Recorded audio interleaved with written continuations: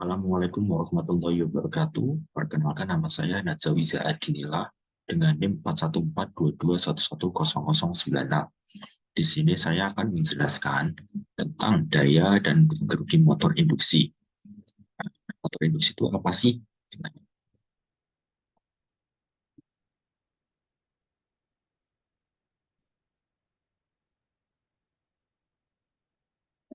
Motor induksi itu adalah salah satu jenis motor listrik yang paling umum digunakan di berbagai aplikasi seperti mesin industri, peralatan rumah tangga, dan masih banyak lagi lainnya. Saat motor induksi beroperasi, ada beberapa konsep tentang daya dan kerugian yang perlu dipahami. Yang pertama itu dari dayanya dulu nih. Nah, daya itu ada daya input. Daya input itu apa? Daya listrik yang diberikan ke motor induksi. Daya ini diukur dalam watt dan dihitung dengan mengalihkan tegangan input dengan arus input. Dalam kondisi idealnya, daya input akan sama dengan daya output yang dihasilkan oleh motor.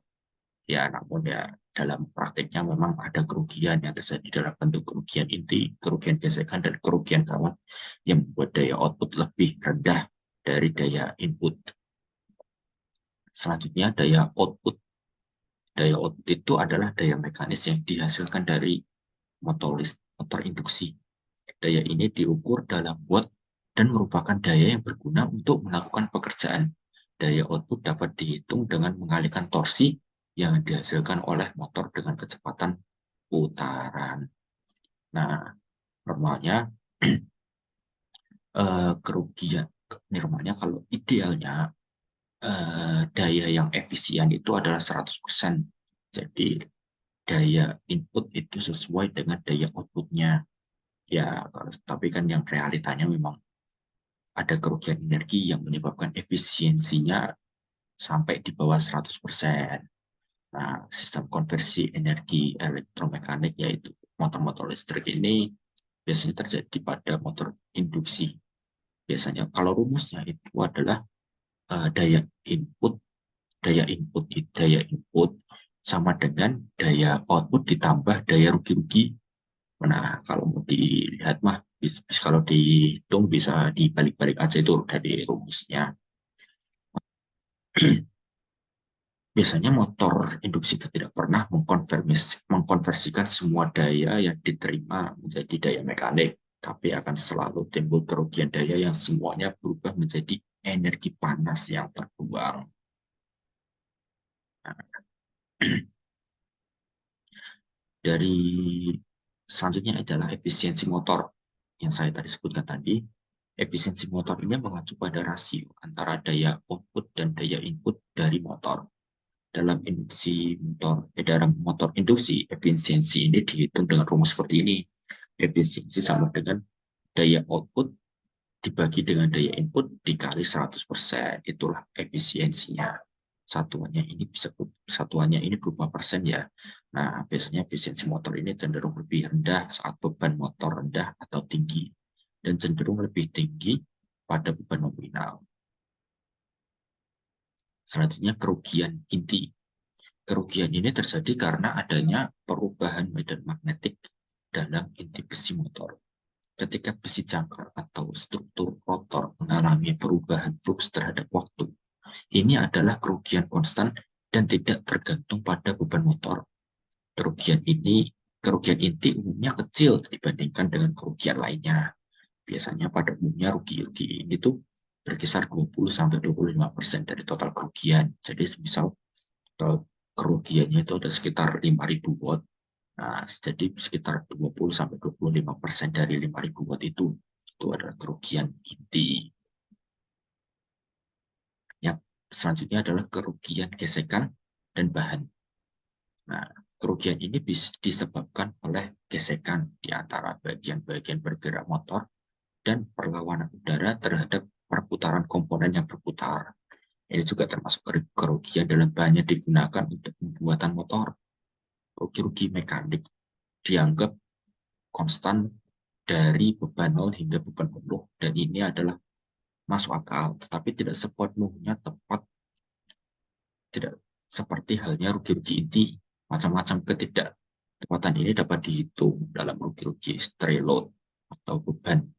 Rugi-rugi mekanik ini biasanya berkisar 10-15% dari total rugi-rugi daya motor pada keadaan beban nominal. Jadi kayak tadi 5.000 watt, 25 per 20 sampai 25%-nya kerugian inti. Nah, 10-15%-nya yang lainnya tadi itu adalah kerugian gesekan. Kan motor kan berputar tuh, jadi akan menghasilkan panas ya. Makanya akan menyebabkan rugi daya. Yang selanjutnya adalah kerugian kumparan. Kerugian ini terjadi akibat resistansi kawat dalam gulungan motor. Kerugian ini meningkat dengan kuadrat arus yang mengalir melalui gulungan motor. Total kerugiannya itu rumusnya adalah I kuadrat R. Jumlah dari rugi-rugi I kuadrat R primer, yaitu stator, dan rugi-rugi I kuadrat R sekunder dari rotor. Nah, dijumlahkan itulah dari primer dan sekundernya itu rugi-rugi dayanya. Nah, itulah yang jadi total kerugian putar induksi. Nah, ini adalah selanjutnya adalah kerugian tambahan pada beban. Saat motor industri menggerakkan beban, akan ada peningkatan kerugian karena adanya torsi dan perpindahan daya mekanis yang diperlukan untuk mengatasi beban. Semakin besar beban, semakin besar kerugian ini. Nah, berapa besar kerugiannya?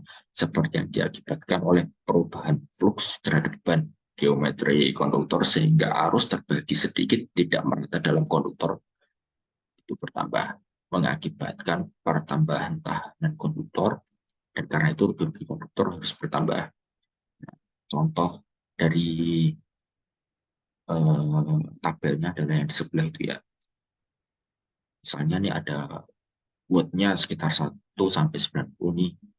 Nah, kerugian bebannya itu rugi daya dari bebannya itu adalah 1,8%. Itu pun dari ratingnya dari 91 sampai 375 itu itu menurun jadi 1,5%. Nah, terus rating KW-nya semakin naik, maka persentasenya juga akan semakin turun. Oke, sekian itu mungkin itu presentasi yang bisa saya sharing. Jadi semoga bermanfaat. Mohon maaf jika ada salah kata. Wassalamualaikum warahmatullahi wabarakatuh.